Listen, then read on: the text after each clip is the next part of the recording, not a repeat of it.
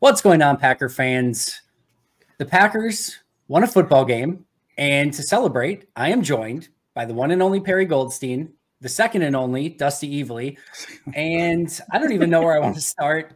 Dusty's filling in for Alex. You can follow him at Dusty Evely over on the X, Twitter, whatever we're calling it. You can find him on Packer Report, Pack-A-Day, Cheesehead TV, doing awesome film breakdowns with John Kuhn, which is amazing. Perri Goldstein, you can find her at Perri_Goldstein. You can find her with the amazing Maggie Loney over on Pack's What She Said. Easy for me to say. Friends, I can't even talk because the Packers won a game. Let me just start by asking you this. Are they going to the Super Bowl? I mean, in the future, I don't know. This year, absolutely. Next year, I don't know. But this year, for sure, yes, 100%. Right. Deal. Perri, how's it going? I mean, it's just so much better watching this team win than watching this team lose. So hot take. Yeah. Like there were a lot of ways today could go, and this team has not shown us. Like, I had no idea, going into today. Who knows? Like, if they had lost to Brett Ripien, they could have fired Joe Barry. I don't know what would have happened, but instead we got a much better outcome, I think, for everyone involved.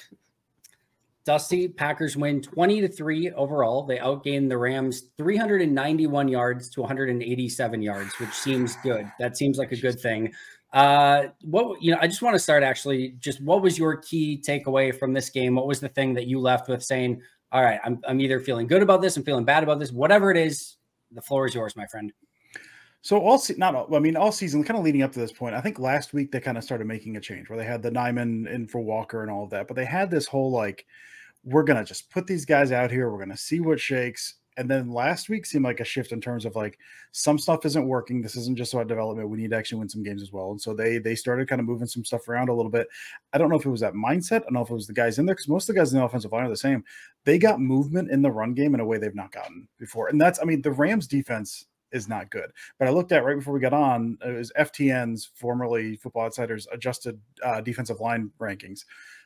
Rams were 19th coming into this game. I believe they had some injuries, but 19th coming into this game, way better than the Raiders and Broncos, and I believe Bears, all of whom, even if they had some rushing yards on them, it felt like luck. They were still getting contact in the backfield. Guys were not pushing downfield. It was all kind of that horizontal plane. Honestly, the ineligible receiver downfield thing last week was almost a shock because they can't get downfield because they can't disengage off blocks. All season they've had that problem. So the fact they're able to push downfield, I know we're going to get to it later, but the Myers had a couple good on the downfield that you can't pull on those unless they're holding the edges, and guys are holding the edges. So I think overall, I think the run game looked way, way better. I think I still got questions about stuff overall, but the fact that they were pushing to the next level is just something we haven't seen this year. So to me, that was one of my big takeaways. Okay, if this is a base, and granted, this is the Rams, but again, middle of the pack defensive line rankings, if this is a base for your offense, and you've got something now that you can actually not have a running back hit in the backfield every single play and actually gain some yards out of that, suddenly this operation looks a little bit better. So that was my big takeaway, just the movement in the run game. I like that a lot. I want to come back to that, but before I get there, Perri, I want to ask your key takeaway from this game. I had a few. I think the biggest one is just you made the joke, are the Packers going to the Super Bowl before this? We started this, and obviously the answer is no, but you want to see something out of this team. And I think everyone going into the season was there's a lot of young talent on both sides of the ball. And I'm just really excited to see what they do with it over the course of the season. And it's been a really disappointing last month and a half, because you can tell that talent is there. It's either not being utilized properly, or they're not giving the opportunity, or just all these mistakes have been leading to nobody. And in this game, a bunch of guys on both sides of the ball really stepped up. And that to me is what this season was always meant to be about, which is this is a really young team, and we want to get these young guys snaps, and we want to see what they can do with it. And we're going to go through the list, and we're going to name a bunch of them as we go along. But you got to see some of the young receivers step up. You saw Carrington Valentine come in. They just traded Rasul. You're thinking oh gosh, are we just going to get trucked over by Puka Nacua and Cooper Kupp in this game, even though it's a backup quarterback? And no, they're just Anthony Johnson Jr. comes in, starts at safety, gets his first pick. Just a lot of really awesome moments. And that's not to say there weren't a ton of mistakes, because there were, and this was not a perfect game. And Dusty said it, this is not a very good team. Although I will say, I think on the defensive side of the ball, it is pretty average defense that they clearly, were able to move the ball against. But I was just really pleasantly surprised to finally see some forward progress from a bunch of the young guys. Luke Musgrave's first touchdown of his career. Just like, these are the moments we've been waiting for the last few weeks. And it's felt like no movement, no improvements. And you're like, yikes, is this bad drafting? Is this coaching? Like, what is it right now? And I've been thinking like something's going to have to click at some point. And I think today was just a little bit of that starting to click. Now, again, you have to stack these kinds of games, but it's finally like felt like a step forward, a trend in the right direction. Yeah, very well said. I think that was similar to my biggest takeaway from this game. And this is finally really what I expected this team to look like kind of all season long. And takeaway, yes, let's just put the huge caveat out there right now. Brett Rippon, starting quarterback, Rams, not great football team, coming to Lambeau. We get all of it. Nobody's saying that this was a Herculean performance by the Green Bay Packers to overcome the Brett Rippon-led LA Rams. We get it. We understand it. A game full of some really dumb and stupid mistakes by the Packers where you showed signs of progress. You were super competitive throughout the game. Your defense was what kind of won you the game, and you showed some flashes on offense. This kind of game is what I expected it to be sort of all along. Now, if you would have told me that some of these really awful losses came at the hands of the Chiefs or maybe a Justin Herbert-led Chargers or some of those sort of things, would have totally understood it. And that still might come in a few weeks. But this is the sort of game I expected them to have against the Broncos and the Raiders and this sort of Rams team. And unfortunately, it took until week 9 that I think we kind of saw proof of concept of what this could look like. And again, nobody's saying it was going to be perfect. A lot of mistakes in this one, which we'll go over. Some missed throws, although not many. Some drop passes, some fumbles, some penalties, all of the above. But this is what I've kind of been waiting for and wanting to see. And we finally saw it in this game. And that's kind of my big takeaway from this one. All right. I want to follow this up. And I think we're kind of probably on a similar wavelength, and we've kind of caveated it already in this one. But actually, I'll start with this one. Were the Packers better this week, or were the Rams just awful? That's what I kind of wanted to start off with.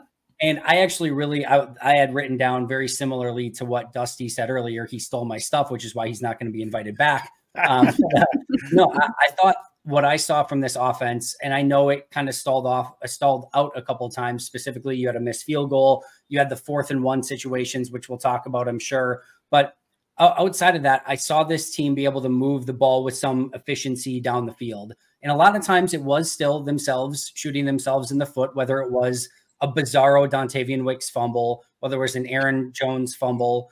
Again, some of those weirdo penalties. We saw all of that.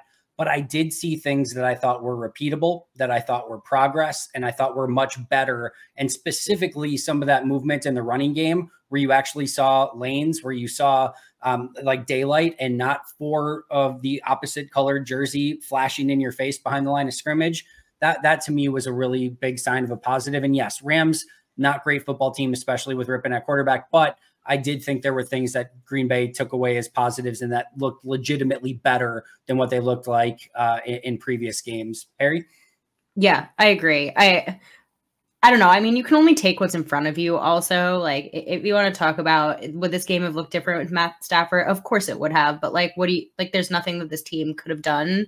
And I also, again, I thought that the Rams defense going into this was maybe better than I guess they actually are. Dusty's saying they were at 19th, or that's just the defensive line. But yeah. I mean, they still have one of the best defenders like ever in the game of football to play. So like anytime you're going up against Aaron Donald, like he could single-handedly wreck a game. And we've actually watched defensive linemen or edge rushers single-handedly wreck games this season, like a la Max Crosby. So like you just never really knew going into this. So yeah, I genuinely think the Packers played better. That's not to say again that they were like phenomenal or that I think they're going to go on some amazing run, but it's just like that incremental like step-by-step progress that was nice to see, especially against a team that like isn't bottom of the barrel, you know, like I don't think that, look, if they had beaten the Broncos or the Raiders, or I mean, they did beat the Bears. You're like, all right, yeah, they won, but there's still a bottom of the barrel type of team. Like this is a pretty mid-level team that's probably actually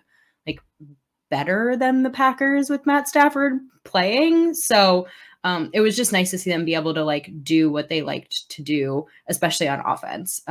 Defense, I think anytime you keep an opponent, even if it's a backup quarterback, to 3 points, like that's a huge win in my book. Like that's just like a good performance by this team. You're also missing probably arguably your best defensive player at the moment in Quay Walker. I mean, I would say he's playing maybe the best, and you lose Kenny partway through the game, and they just traded Sewell. So again, who knew how this team was going to come out in terms of energy? And they kept an opposing team with 2 very good receivers to 3 points, which is always a win. Yeah, I mean, I think it's both. It's the Packers played better, and the Rams were terrible. And I mean, and some of that is, I mean, listen, Aaron Donald didn't wreck the game, which is good because Aaron Donald could have wrecked the game if the line played like it did like a few weeks ago, like it has been so far. So that's a win there. And they did. I mean, all along this season has been, it's what are the young guys doing? And then they're having a hard time getting on the same page, and they're having issues, and they're in the wrong place, they're on the wrong routes. And a lot of times it's not necessarily them beating themselves because the other teams they played, they've made some good plays as well. But some of it is them beating themselves, and they didn't really do that today. I mean, they were a little cleaner. Like I said, there were some miscues, some throws that were a little off, some assignments that were missed. Like that occasionally that stuff's going to happen. But overall, it was a cleaner look. Like you said towards the beginning, Andy, this is about what we expected. It's going to go in fits and starts. It was always going to go in fits and starts. But there actually was competence at times on offense. I mean, the offense more than the defense, because I think the defense, I mean, some guys did show out. I thought Jonathan Owens showed some nice stuff when he was in the box. Slayton held up very well at times. And a lot of those guys that like they've shown some stuff this year, and I think they turned in a pretty good game against, again, not a great offense, but well, it's like coming into the year, the Rams were talked about as like possibly the worst roster in the league. So like, don't get it twisted. Like McVay's a good coach.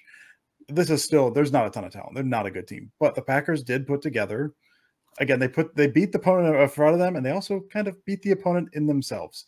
It's like they looked inwards and they beat themselves. They did not beat themselves, which is good. So I think it's both. I think they did play better. It was smoother, even if not without mistakes. There's still some stuff to clean up, but there's optimism. I looked at Jordan Love's line. I hadn't looked at his stats. I looked at Jordan Love's live after the game. I went, oh, he was like 70% completion. Like, look at this. It was like actually like watching a real performance of a football team out there. It was very nice. Getting there, slow and steady, getting there. Competence is huge.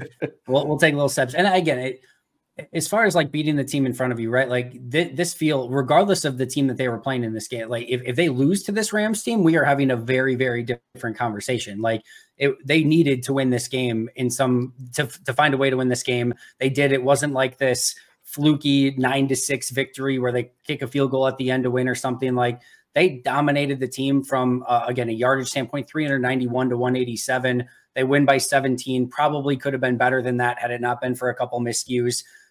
They took care of business, and that's all you can do on any given Sunday in the NFL. Perri, I'm going to give you the first shot at this one because I know you love talking corners, and who better to ask than you about Jair Alexander and Carrington Valentine, and really anywhere else you want to go with the rest of this pass defense.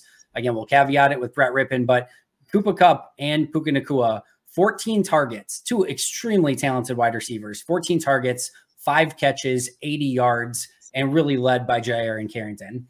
Oh, it was so good to see Jair back to being himself. Like, I think you can tell that he clearly was injured based on the way he played the last couple. I mean, he must have forced himself to play last game or something because he was super off.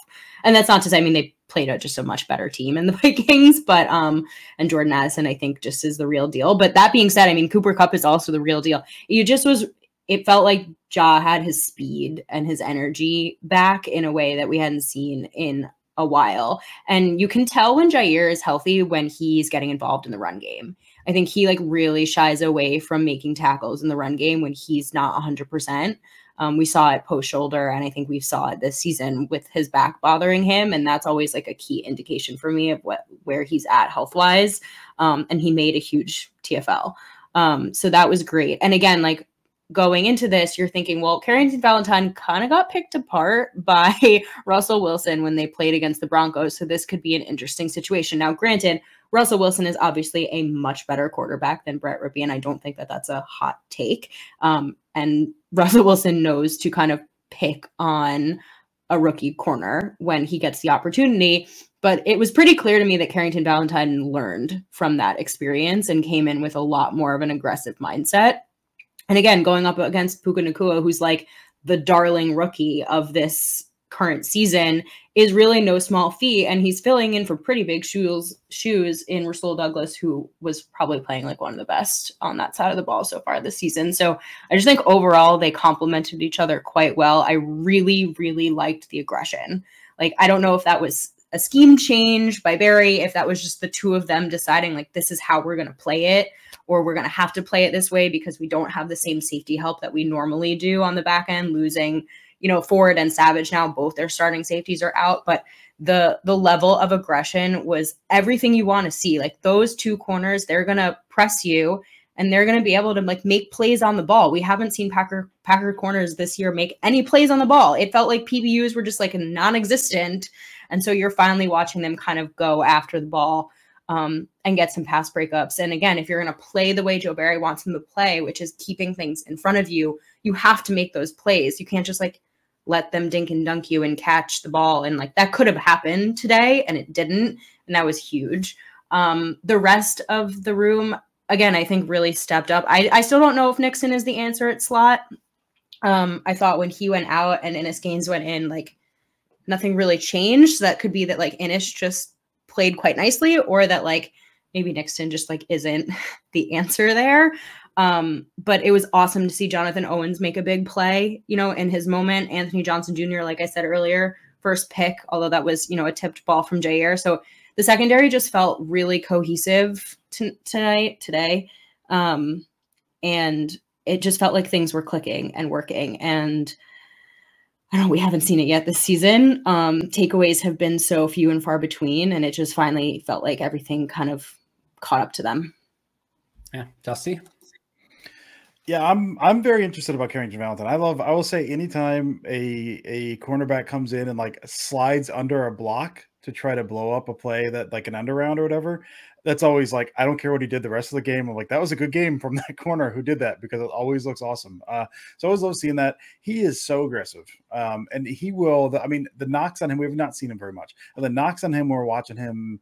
I went to UK, I follow UK football. And then obviously I was watching preseason stuff. It's still the same stuff. He is hyper aggressive. He's going to have some moments. He thinks he is capable of making every single play and covering every single person. And some weeks he will look like that. And then other weeks he's going to give up a 60-yard touchdown over his head. Like, cause that's the kind of guy he is. There's times he's going to lose interest in the run game. None of that was on display today. Like, he played aggressive. He played heads up. He played smart. And I like I said, Perry, I was kind of, after they traded Rasul and I looked and I was like, it's Nacua and Cooper Kupp. And we saw what happened when Valentine was in the game last week. Like, they're going to throw his way. It was him and then Valentine when Valentine was in the Valentine. They're throwing every single time those guys are on the field, and he was just getting eaten up. And so that's what I kind of thought was going to happen today. And I think he held his own. I don't know what he's going to look like going forward, but he looked really good. And yeah, I mean, I pretty much echo everything Perry said about Jair.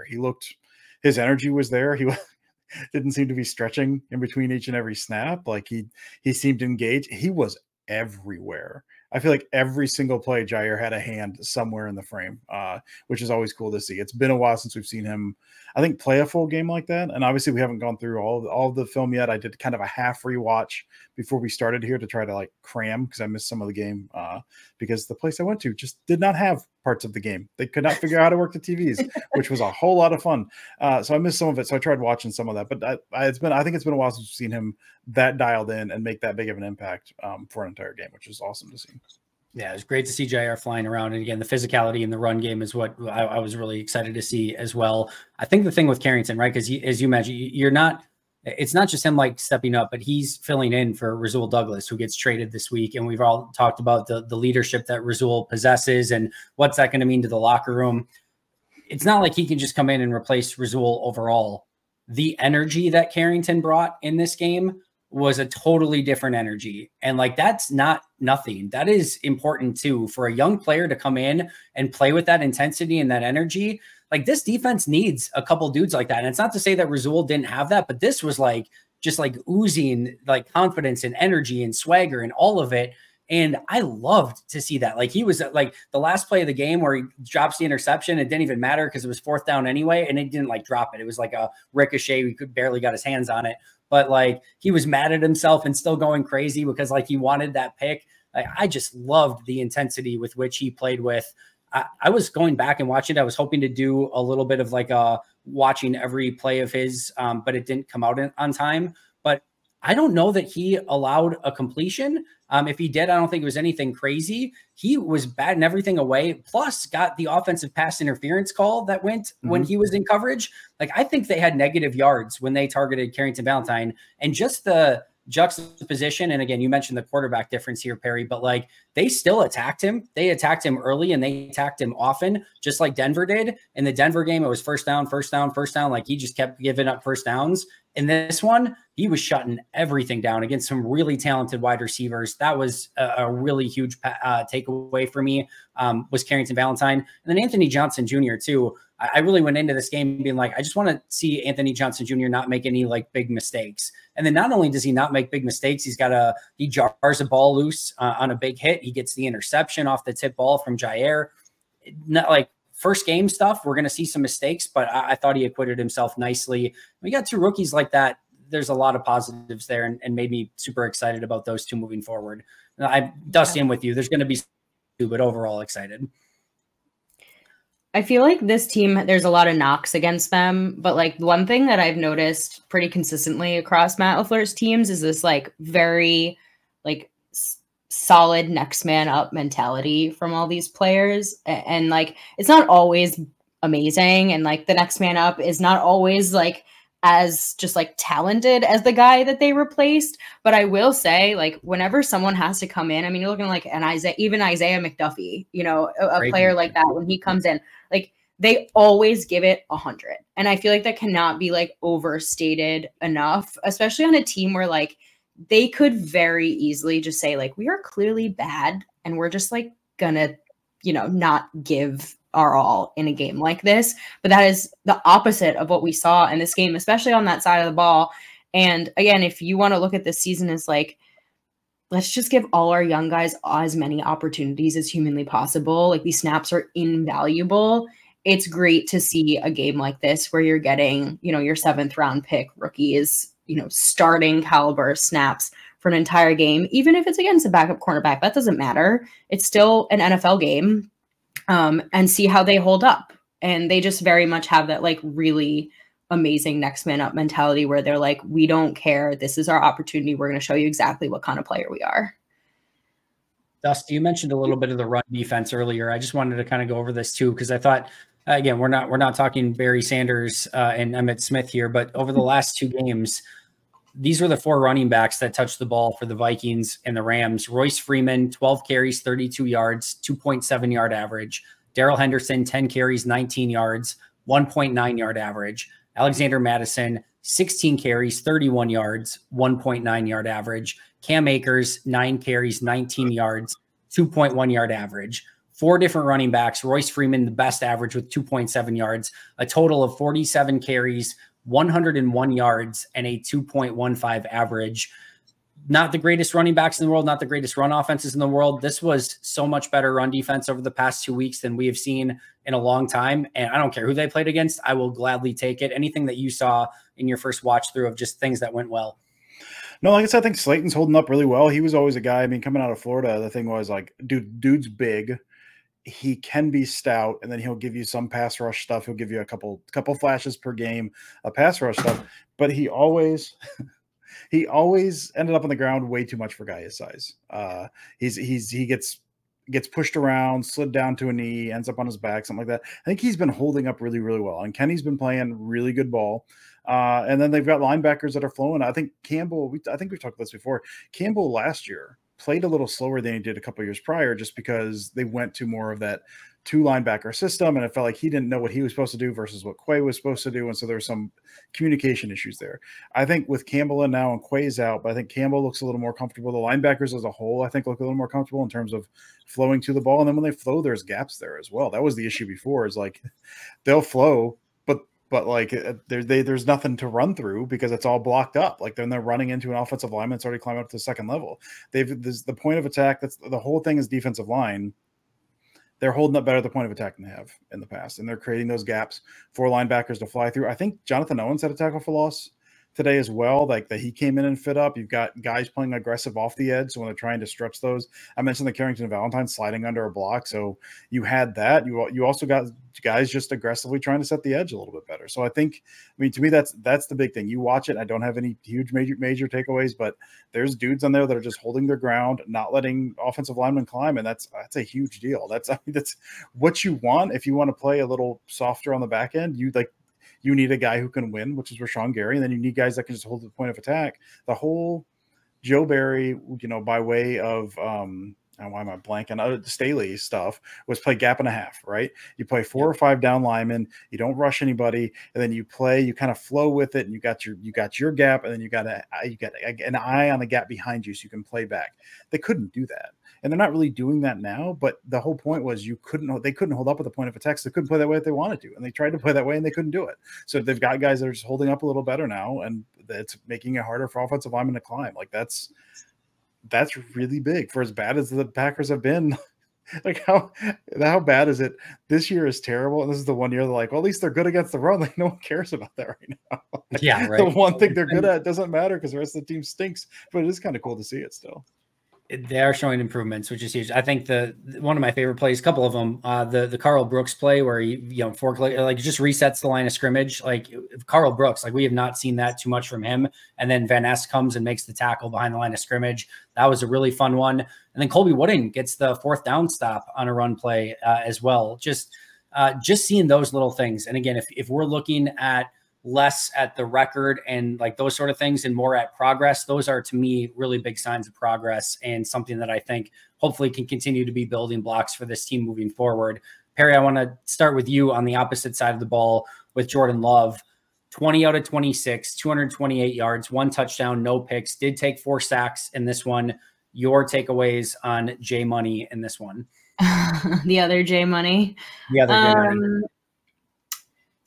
Yeah, I still feel kind of the same about Love. I don't know. Like, I don't think that he's the reason that they've been losing. I think he made some really nice plays in this game. I mean, like some really great throws.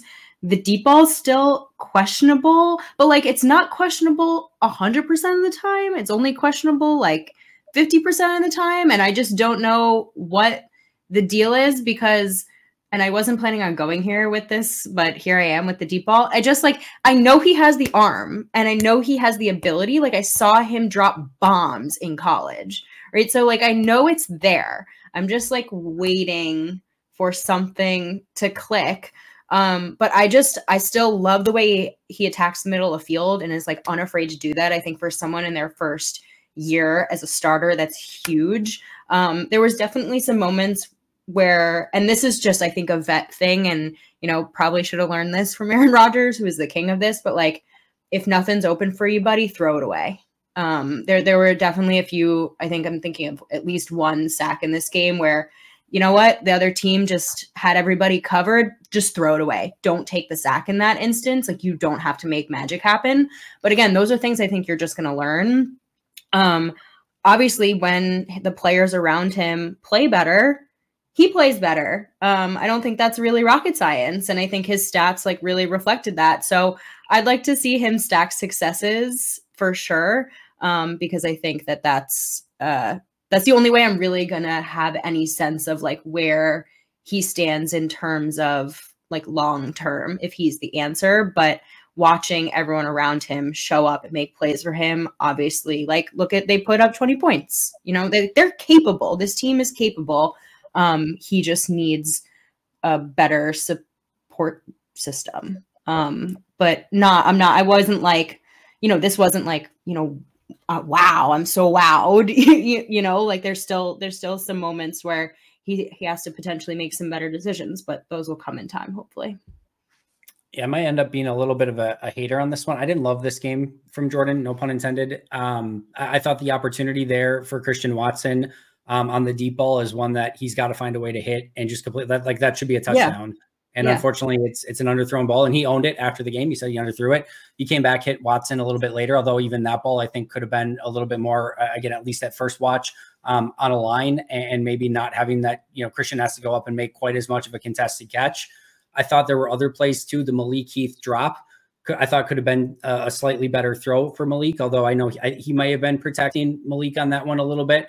But that one I thought maybe could have been in a little bit better place. The Dontavian Wicks fumble was one where I think if he hits Dontavian in stride, he can just get upfield a little bit more rather than having to kind of make an adjusted catch and then spin around and try to reach out. Again, the fumble is not on Jordan in any capacity, but I think that's a ball where he could have made it easier for Wicks. And there were just a handful of those throughout the course of the game where even like the really big throw down the field to Musgrave has to kind of go up a little bit to get it. And again, that's a really big play. It's a great throw. You're going to take that. It's a positive every single day of the week. But it's just, if it's a little bit more accurate, it goes a really long way. And now you're talking about guys being in not just easy catchable situations, but run after the catch situations. And that a lot of the times is the difference between a okay game and a good game, or a good game and a great game. And I just thought there was some opportunities left on the field for Jordan, plus taking a few sacks in this one. Bad game? No way, no chance. I mean, 20 of 26, whatever it was. I didn't think off the top of my head any turnover worthy plays. And this one, he did have the one where he threw sort of backwards to Aaron Jones, and then it went out of bounds through Jones's hands. I don't necessarily put that as a turnover worthy play. In fact, he avoided a sack. It just ended up being backwards. But overall, I thought this was a solid, but there were a couple plays I think he wish he would have had back. And I just would have liked to see him be a little bit more efficient from time to time. Any thoughts on it, Dusty? Yeah, no, the deep ball thing and even the intermediate thing is interesting, because I know there was all that talk preseason about in training camp about putting more air under the ball. They wanted to put more air under the ball, which contributed, I think, to a lot of the stuff early. And then I think starting last week, he really, I think, seemed like either they told him again, one of those shifts last week seemed to be just rip it. If it's there, if it's on, throw it on. I don't care. Get it there however you need to get it there. Don't worry, because those deep balls, even the one to Watson, that one to Watson is underthrown. But he's throwing that sucker on more of a line than he had been. Because he had been just like every single ball over 20 yards is just a rainbow ball. And starting last week, he kind of started not doing that. I think he's a little more comfortable that way. Like you said, there's throws he missed. There's throws that could be a little more up. It was also raining quite a bit, which I don't want to throw excuses out there, because a lot of this stuff is also stuff we've seen at other times during this year. So I don't think the rain contributed to it.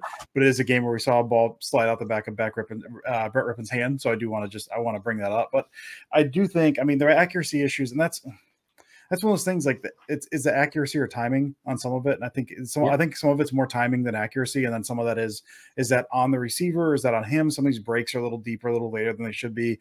I think it's a combination of both. But I say, like I said, when I looked at his numbers, I was kind of surprised by how good they look, because I didn't think it was a particularly good game. I didn't think it was a particularly bad game, but I do think I get the sense that he is getting a little more comfortable. Like you said, Perry, he needs to learn a little bit more when to throw it away. I know my big one was last week. It was last week. They had it was like, what, 7 seconds left on the 20. It was like, hit the back foot and rip.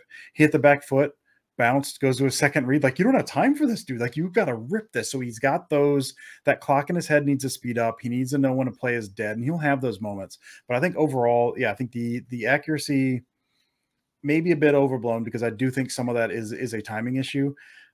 And I do like seeing him ripping those throws a little bit more. But yeah, the stuff to Watson is like, if he's ripping that stuff a little more and he's a little more comfortable throwing those, he needs to throw that better to Watson. Like, that goes back pylon.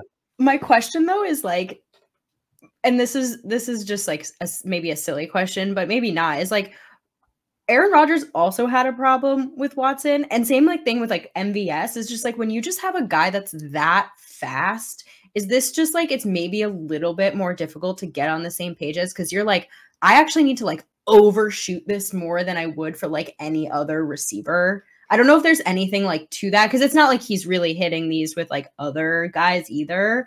But I don't know. It's just something like, I think Watson struggled a little bit also with like Rodgers too. And like, maybe it's just like timing. There was a story, I can't remember who the quarterback was. It may have been McNabb, because it was Deshaun Jackson during his Eagles years, and they would have drills where they were like, can I overthrow Deshaun Jackson? Just say like, run a go route, and I'm going to see if I can throw it further than you can run. like they probably just need to do some of that with Waller. Because like you said, I mean, it's that weird timing thing. We're like, well, he's open, throw it to him. He's faster than Dobbs. So if Dobbs is on that route, you're kind of timing as a quarterback, your placement needs to be different than as with Watson. I don't know if they're doing it. I would love to see some kind of thing where like, we're going to start on the 10.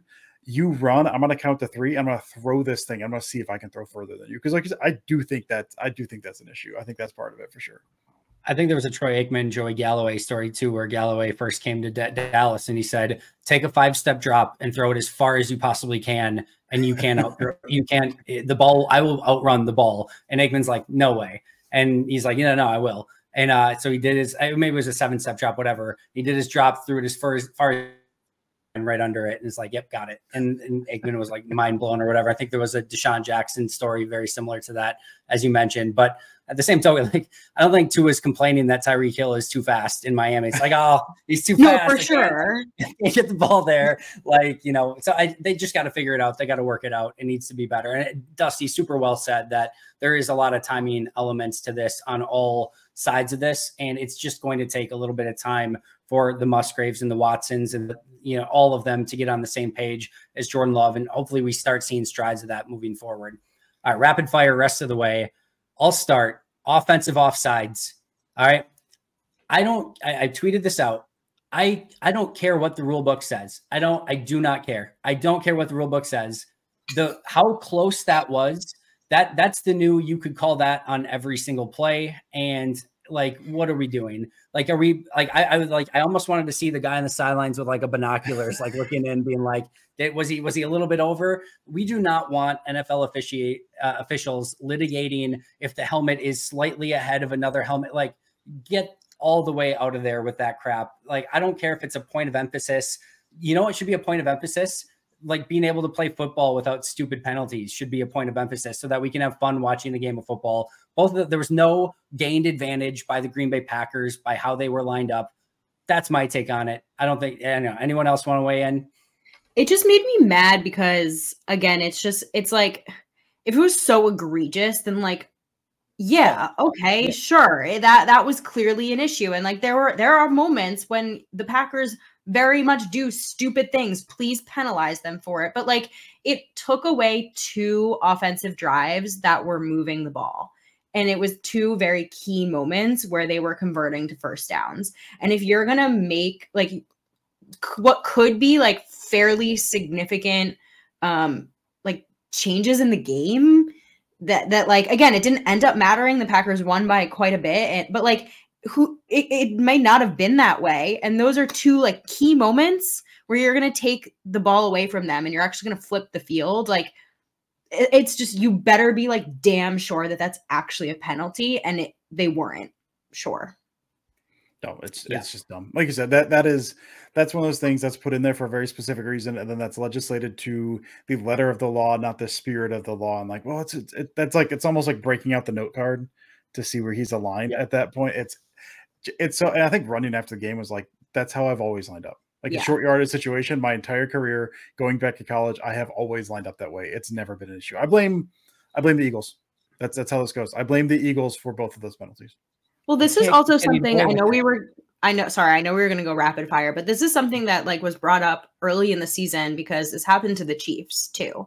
And I think it was either like the Chiefs like left or right tackle. It wasn't an interior lineman. Yeah. And he had even pointed to the ref and said, "Am I lined up okay?" Right? And the ref was like, "No, move back." So like, why can't like give a warning, like say like, this is actually where I'm going to call it in this game, step back. Like, I don't know. It just felt real. It feels like the new roughing the passer of this season. And it just feels really off. Anytime the NFL tries to put a point of emphasis on anything, it's the worst thing in the world. Stop emphasizing anything. I don't want any emphases. Stop emphasizing things. Work it out in the preseason. They always do the point of emphasis for the new year. They do it in the preseason. It's always a huge talking point. It never matters in the regular season. Work this out in the preseason. Everyone either backs up or you back off what you're going to do. And then by the time the regular season rolls around, or by the time you're in week 3, where everyone's either in line or you've decided not to emphasize that and we're good to go. Week 9, no, absolutely not. And unless this happened, and the last thing I'll say, unless this happened and maybe we just don't know about it, what I would have rather have seen is none of those penalties called in this game. And then a letter be sent to Green Bay saying, hey, on these few plays, John Runyon Jr. was slightly ahead of the center on this one. If it happens again next week, you will be penalized. If that's what you want to do, fine. But like have a couple weeks where you're like sending out some memos to teams of being like, this is what you need to watch out for, unless, as you mentioned, Perri, it's egregious. And there was nothing egregious about anything Green Bay did. But let's get off of that. Again, really quick here. Perri Jones, 24 touches in this one. Had the fumble, which was unfortunate. I don't think he reached, I think it was under 4 yards per carry, but still great to see Aaron involved. And you can tell the offense was just clicking a little bit more with him getting involved more.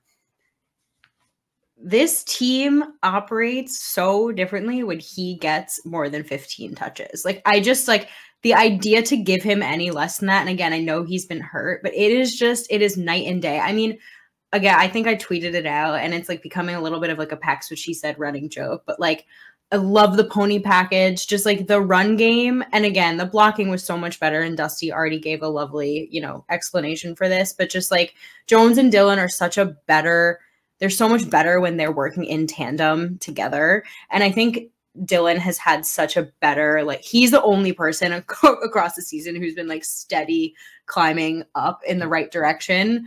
But with Jones on the field, the run game just moves. It's night and day. And this team is better when he gets as many touches as humanly possible. And I knew when he had 10 touches, I think it was like by the first quarter or like at least in the first half, I was like, we are moving in the right direction. This game is going well. So Matt, don't revert back. Please keep it up. I think it was 5 of the first 6 plays were for Aaron Jones. I think one ended up being a screen that went awry, but 5 of the first 6, I believe, went in Aaron Jones' direction, which was great to see. Dusty, I can't have you on without letting you nerd out for a couple plays here. Just wanted you to talk about the Luke Musgrave play, if you want to talk about the touchdown there. And then also you kind of mentioned it earlier, hinted at it earlier. You posted earlier this week some really good stuff that Josh Myers was doing. I know it's kind of memed all week after. Roll job, yeah. I know, right? After the, Goody and Steno have been talking like, oh, greatest season of his career, whatever. But he had a really great play on an end around where he got out to the second level, blocked the defensive back into oblivion. But just wanted you to be able to nerd out on those couple plays if you wanted to. So floor is yours. Absolutely. Yeah, the Musgrave one, I really, really love. That's one I've been looking for years. The Niners run that. I think they hit Kittle with that in a playoff game. That kind of. LaFleur mentioned it today in his post-game presser. Oh, it's so beautiful the way they do that. And that's one I looked at. So earlier this offseason, I did like a how to fix a pony package type of thing and looked across the league to see what teams were doing out of shotgun pony package, which is just a dumb thing to be working on in July. Just such a remarkable we love pony and that was one of them. So it was not split back, but Dillon was a single back there. And they had, I think Jones was on the wing, if I'm not mistaken. But there's not only so many things, you can do creative things out of there, but for the most part, the Packers like to spread that stuff horizontally. So you get the motion. I think that orbit motion with Jones, I think he went behind, and you can see where the linebackers spread. So okay, he doesn't throw because you have to fake to Jones first to the left. I think one linebacker stays home. As soon as he comes back, they're like, well, we've seen this before. He's going to Dillon. Like 2 linebackers vacate. Everyone crashes, and then Musgrave sneaks out and just Luke Musgrave. It's absolutely beautiful. It's something I've been looking for from them really since they saw the pony package stuff, which has been 2-3 years now. That's like why they should be good. Both these guys are on the field and they can't make it work. I've been waiting and waiting for that. So to finally see that and the way they executed that and how it played off of some of the stuff that's one of the things I will say this year. I know LaFleur has caught some heat and some of that I'm sure is warranted. Some of the stuff he's designing, like the way the offense still looks, it's not being operated well. And some of that, again, is on him. That's position coaches. That's the players out there. What he's designing, what he's dialing up to take advantage of and how everything plays off each other, I still think he's doing a great job with that stuff. And so seeing this little wrinkle is beautiful. And yeah, the Myers, they had 2 end arounds. One of them, Myers, actually had a really nice block. The first one he had a nice block on. He didn't block a man like 50 yards downfield. And so it's probably will not be talked about too much. The thing with the Myers thing that I really liked, one of his key attributes is he can pull. He can move. He can move in space. He's not the most physical guy, but he's smart and he can move in space. And a lot of that stuff, they'll pull guards and tackles, they'll pull Myers. They'll always pull Myers for that stuff because he's so good at that. We've seen stuff this year where he goes to release. They got rid of some of the puller stuff anyway, just because they weren't able to execute it very well. And so they just kind of got rid of it. But other stuff, they would do it, and he'd try to pull. He had a little hesitation pull out of there where he's like, looks like he's going to block to sell it, step back, pull around. We've seen that stuff before, and the tackle's getting blown up, and then Myers either gets tripped up or has to take a wide angle around. And so by the time it gets in the hands of the guy, he's right next to Josh Myers, and he can't do anything. You had the left side of the line was blocking well. Excuse my daughter. Watson had a really nice seal block on the edge. So it was Myers did a great job, but everything else also led to Myers to be able to pull laterally down the line, get a clean release, and then get out in space and line up a guy and do it. So, I mean, that's, Myers did a good job on that play. And I think overall, did a fine job in this game. I haven't gone through everything so far, but that's been the issue all year, has been Myers could do something like that.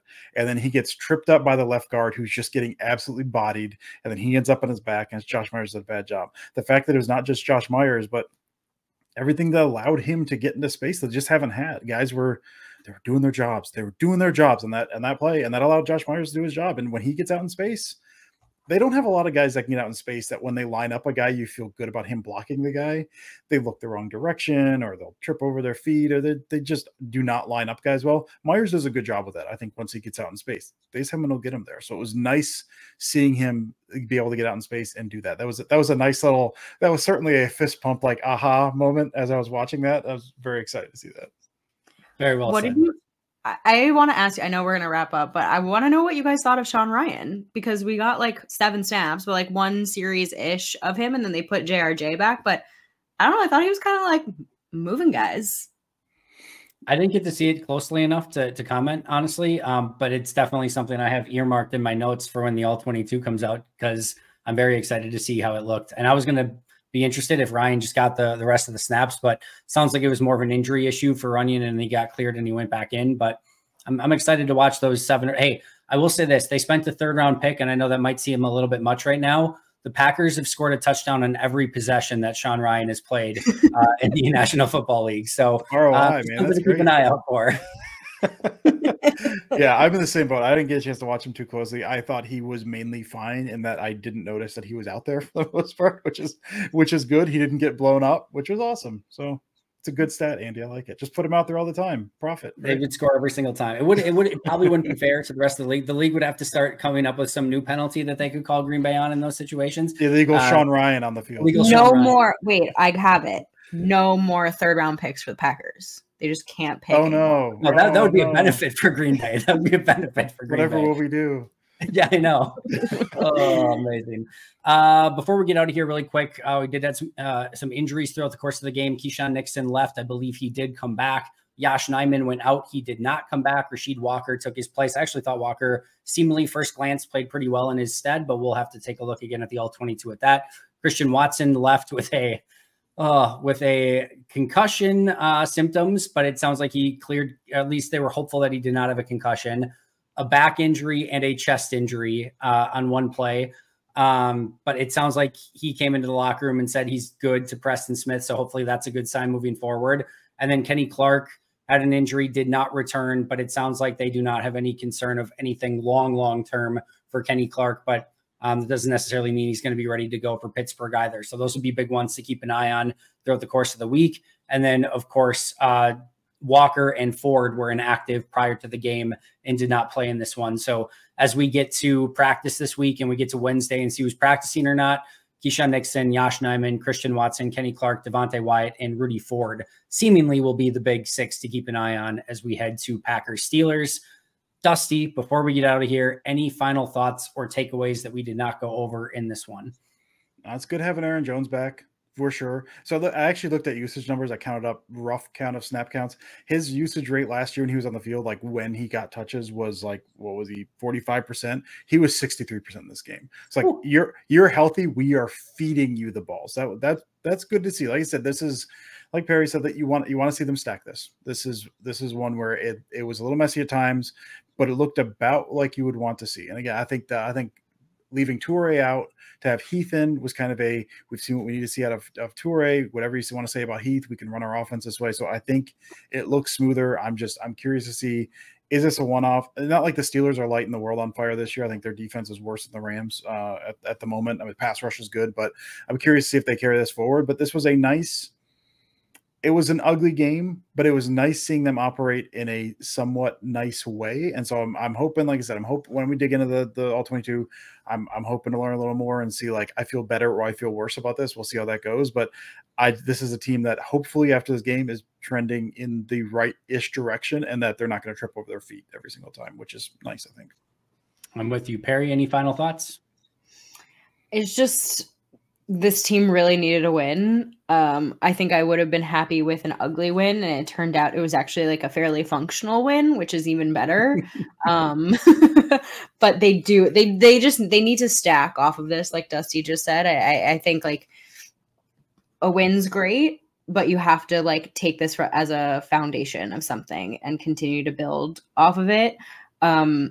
I just really like seeing the young guys, I mentioned it before, step up. I think you saw so much more from LVN. You mentioned Carl Brooks, like just all of the young guys being given the opportunities to make plays, and they did. And that's like really all you could ask for out of this season, other than the big ginormous elephant in the room question, which is like, do we have our franchise quarterback? But that's just not something we're going to be able to answer probably until the end of the season.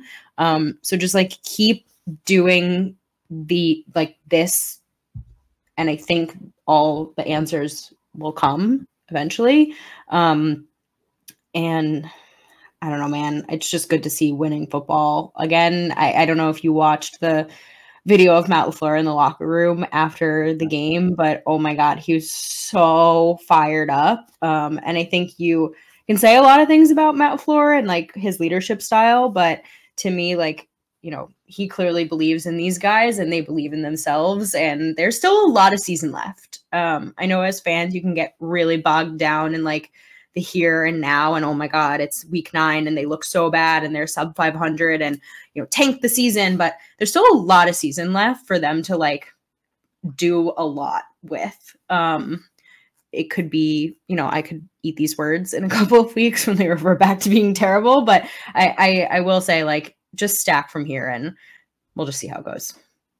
A good win against a terrible team, but I will take it. And the bigger thing for me, wins and losses aside, they showed signs of progress for the first time in a long time. That's what I really needed to see is finally some signs of progress. And I thought it was team progress. I thought it was offensive progress. I thought it was defensive progress.